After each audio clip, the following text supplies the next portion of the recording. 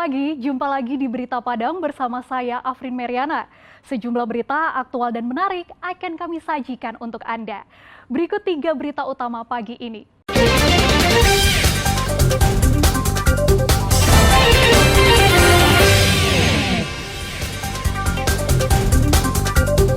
Hanya gara-gara seorang pemilih mencoblos 2 kali. TPS 8 di Darmasraya gelar pemungutan suara ulang. Pria Parubaya ditangkap polisi karena edarkan sabu-sabu. Kantor Kementerian Agama Pasaman musnahkan hampir 800 buku nikah.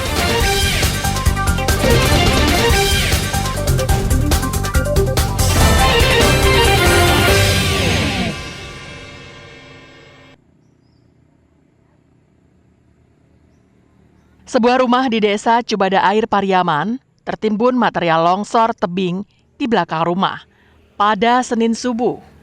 Rumah yang berdiri persis di sisi tebing menjadi korban karena tebingnya runtuh. Selain itu, pohon bambu berukuran besar juga ikut menghantam dinding rumah. Peristiwa ini terjadi akibat hujan deras yang mengguyur daerah ini sejak Minggu malam. Diduga, dinding tebing tak kuat menahan aliran air dari atas bukit hingga kemudian longsor. Pada peristiwa itu terjadi, Elvina bersama suami dan 4 anaknya baru terbangun dari tidur. Namun saat hendak memindahkan anaknya, tiba-tiba tebing di belakang rumahnya runtuh. Salah seorang anaknya terhimpit hingga mengalami luka di bagian kepalanya. Kini, korban masih dirawat di rumah sakit. Pindah tempat tidurnya kepalanya, jadi dipindahanlah bantal tidur Pak kan. Sudah dia bilang kayak gitu, langsung turun longsor Pak kan. Sadar awak anak tempi kepalanya Pak kan. Di apanya sama suaminya ditarik kepalanya tuh kan kena kepalanya sama punggungnya Pak. Itu. Meski peristiwa ini sudah terjadi 2 hari yang lalu, hingga kini evakuasi material belum bisa dilaksanakan karena hujan masih melanda daerah itu. Lokasinya telah diadakan, cuacanya tidak menentu, Pak. Dan hujan sampai sekarang masih turun. Penanggulangan korban gimana, Bu? Penanggulangannya telah dibawa ke rumah sakit.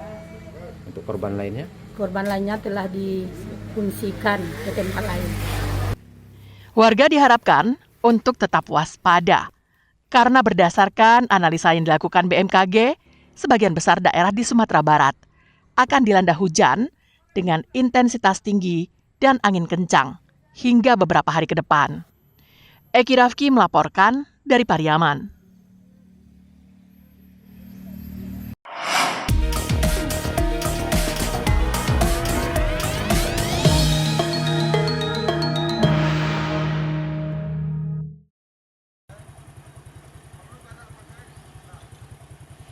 KPU Darmasraya menggelar pemungutan suara ulang pada hari Selasa di TPS 8 Nagari 4 Koto Pulau Punjung. PSU ini dilakukan karena ada seorang pemilih yang melakukan pencoblosan 2 kali di TPS tersebut pada Pilkada tanggal 27 November lalu. Namun sama halnya dengan PSU di Tanah Datar, pemilih yang datang hanya separuh dari daftar pemilih yang ada di TPS 8. Yang berjumlah 523 orang. PSU ini tetap memilih 2 calon kepala daerah, yaitu calon gubernur dan wakil gubernur, serta calon bupati dan wakil bupati. Di Darmasraya, calon bupati dan wakil bupatinya hanya ada 1 pasang calon, yaitu Anissa Suci Ramadhani Leli Arnis, melawan kota kosong. Komisioner Badan Pengawas Pemilu Darmasraya, Alde Rado mengatakan, usai pilkada, pihaknya melakukan penelusuran terkait adanya dugaan kelebihan suara pemilih yang menggunakan hak pilihnya lebih dari 1 kali, sesuai pada Undang-Undang Pilkada Pasal 178B. Hari ini dilaksanakan pemungutan suara ulang di TPS 8 Nagari 4 Koto Pulau Punjung, Kecamatan Pulau Punjung, Kabupaten Darmasraya. Nah, PSU ini terjadi adanya pemilih yang menggunakan hak pilihnya 2 kali di TPS tersebut. Sehingga KPU Dharmasraya mengeluarkan surat keputusan untuk pelaksanaan PSU. Pelaksanaan pemungutan suara ulang di TPS 8 ini berjalan aman dan lancar, yang mendapat pengawalan dari polisi dan tentara. Dari hitung cepat yang dilakukan Foxpol Center Research and Consulting, pasangan calon Bupati Anissa Suci Ramadhani berhasil meraup hampir 70% suara dalam pilkada lalu. Eko Pangestu melaporkan dari Dharmasraya.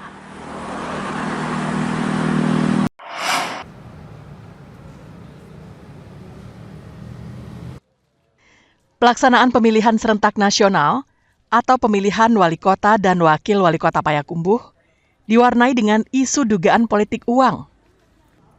Hal tersebut diketahui setelah sejumlah warga melaporkan adanya dugaan politik uang yang dilakukan jelang pelaksanaan pemilihan.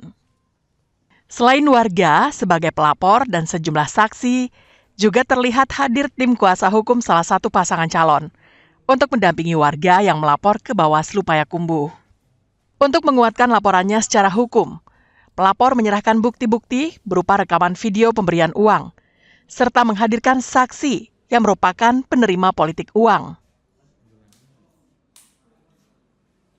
Jadi ketika kita melaporkan pada hari Rabu tanggal 27 November 2024 itu ya di pukul 10 itu kita sudah menghadirkan 8 saksi, ya kan, sudah diperiksa ke-8-nya. Kemudian setelah laporan kami dikonfirmasi oleh Bawaslu bahwasanya laporan kami telah memenuhi syarat formil dan material untuk sebuah laporan, maka selanjutnya dilakukan pemeriksaan lanjutan bagi saksi yang telah diperiksa sebelumnya. Bawaslu Payakumbuh mengatakan pihaknya belum bisa memaparkan hasil dari pemeriksaan karena prosesnya akan berlangsung selama 3 hari. Dan bahwasanya Bawaslu Kota Payakumbuh memang sudah menerima laporan terkait dugaan money politik yang dilakukan oleh salah satu paslon di Kota Payakumbuh. Nah, hari ini sudah masuki hari pertama dalam proses penanganan pelanggaran. Hari ini kami sudah memanggil beberapa saksi untuk dimintai keterangannya dalam proses klarifikasi. Laporan itu juga akan diproses melalui kajian awal di Sentra Penegakan Hukum Terpadu atau Gakumdu yang melibatkan polisi dan jaksa. Ikhlasul Ihsan melaporkan dari Payakumbuh.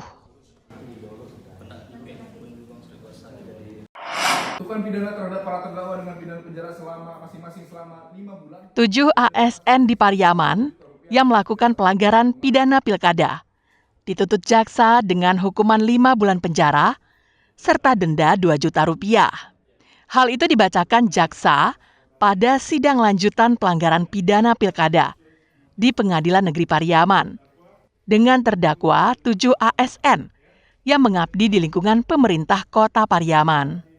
Sidang pembacaan tuntutan yang digelar pada Senin petang yang dipimpin Hakim Deddy Kuswara ini membuat ke-7 terdakwa hanya bisa tertunduk lesu. Menurut jaksa, tuntutan ini telah sesuai dengan pelanggaran Undang-Undang Pilkada, Pasal 188, Junto Pasal 71 yang telah terbukti dan memenuhi unsur pelanggaran. Terhadap tuntutan yang kita bacakan tadi, pada prinsipnya bahwa perbuatan yang dilakukan oleh para terdakwa itu, terdakwa 1 sampai 7, telah terbukti dan memenuhi unsur dari Pasal 188 Junto Pasal 71 ayat 1 Undang-Undang Pilkada. Namun, tuntutan jaksa ini dianggap kuasa hukum terdakwa sebagai tuntutan yang mengada-ngada dan tidak sependapat karena dinilai terlalu tinggi serta tidak sesuai dengan pelanggaran yang dilakukan kliennya. Ya, kami tidak sependapat dengan tuntutan dan kami akan mengajukan pledoi nanti itu pembelaan pada terdakwa pada jam 7:30 nanti. Pertama sekali tuntutannya akan terlalu tinggi gitu. Karena yang dikatakan untuk mendukung salah satu paslon itu belum terlaksana. Ya, dan siapa yang diuntungkan dan siapa yang dirugikan itu tidak jelas. Ironisnya, calon wali kota yang didukung 7 ASN dengan menggadaikan netralitas mereka itu justru kalah dalam pilkada lalu. Eki Rafki melaporkan dari Pariaman.